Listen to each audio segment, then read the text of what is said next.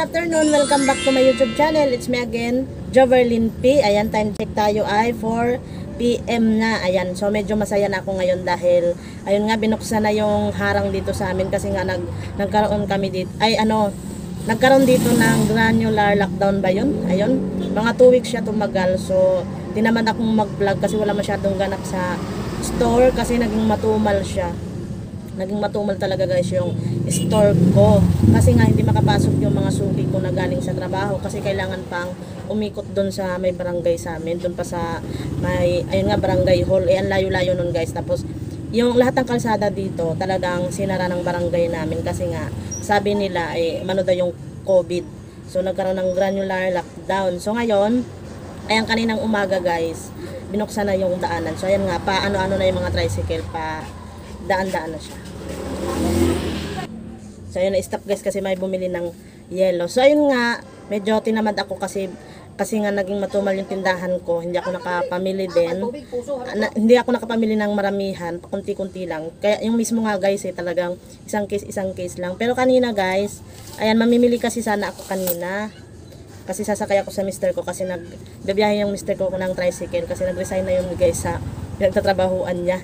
Hindi nakatiis kasi yung pinagtatrabahuan niya guys. Ayan, chika-chika muna tayo kasi wala pa masyadong namimili kasi 4 pa naman. Mamaya mga alas 5, ayan, nandiyo dyan na. Ayun nga, nag-resign yung mister ko kasi hindi niya na nakaya. Kasi nga dito sa pinagtatrabaho ay ano na lang, hindi ko na lang sasabihin pala yung pangalan ng kumpanya. Ano kasi guys, nagkaroon ng nung unang-unang lockdown pa talaga, yung lockdown ngayon parang magwa 1 year na.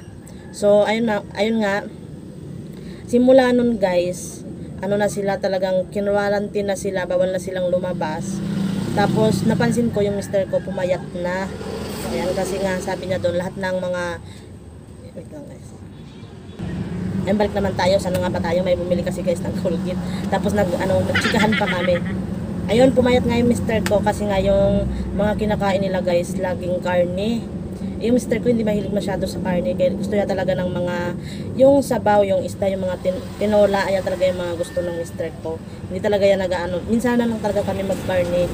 So magkakarne na nga lang kami, yung binibigay pa ng biyanan ko. So yun nga, talagang sabi niya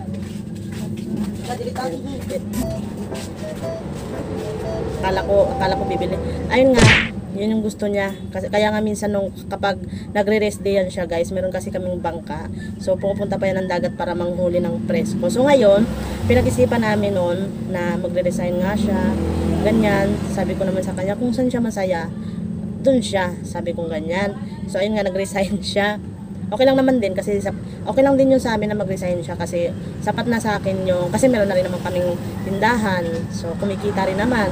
So nakakatulong din. Tapos may sarili naman kaming bahay. Bali yung problema namin guys, yung kuryente lang. So malit lang naman yung bill ko din sa kuryente.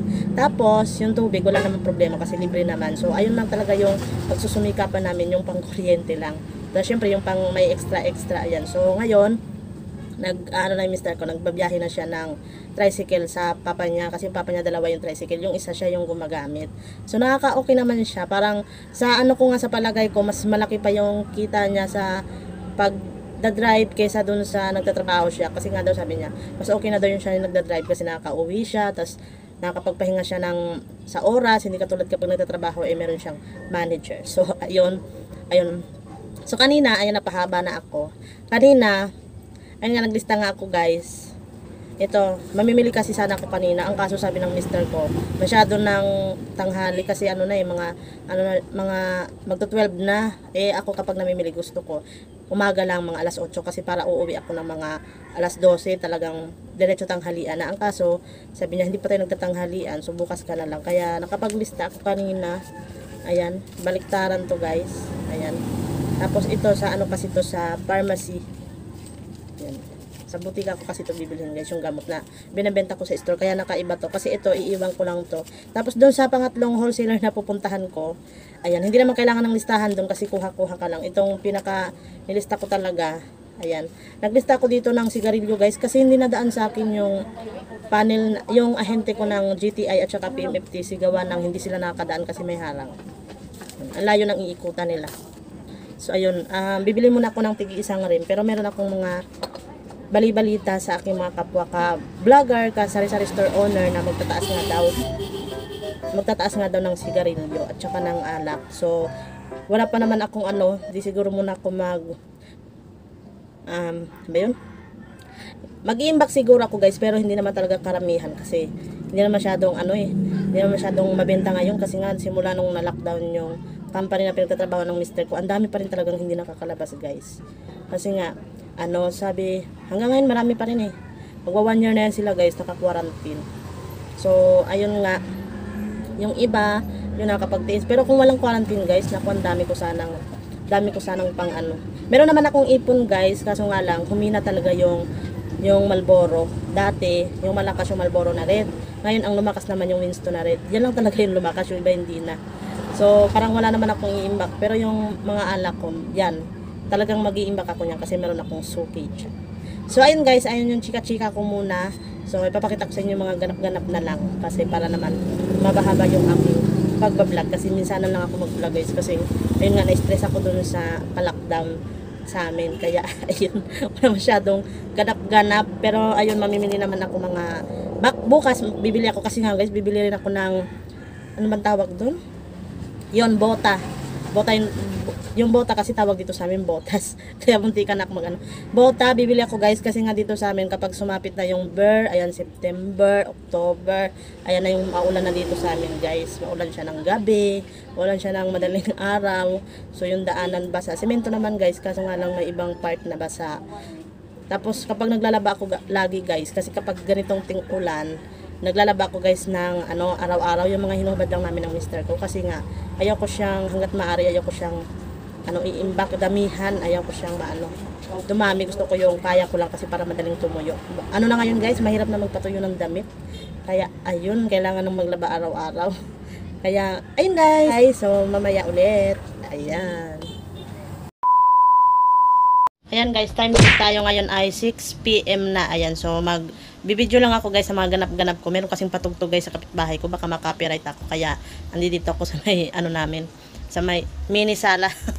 So ayun, magbibidyo lang ako guys sa mga ganap-ganap. Ayan, tapos hinahanap ko rin pala yung aking tripod.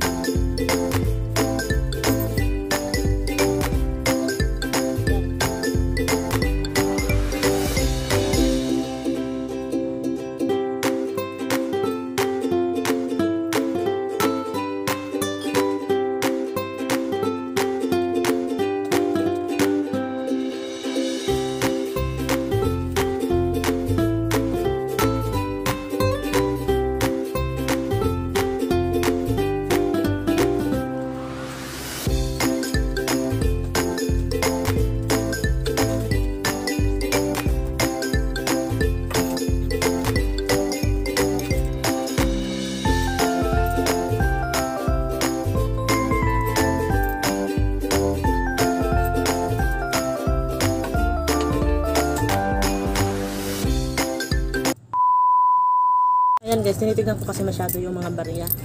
Yan, kapag ganito kasi mga barya-barya guys, minsan may nakahalo yan. Na yung para yung 25, yung 25 centavos. Ayan.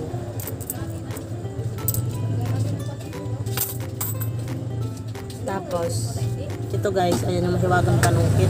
Ayan, kailangan ko to kasi nasa taas yung mga stock ko. Kapag naubos kasi yung mga ginapit-gupit ko dito, ayan, doon ako sa taas. Ayan, ito. Medyo ano guys, yung tindera nyo, medyo pagod. Ayan. Kaya hindi ako masyadong umingiti sa camera. Kasi ano, medyo pagod yung tindera nyo guys. Pagpasensyahan nyo na.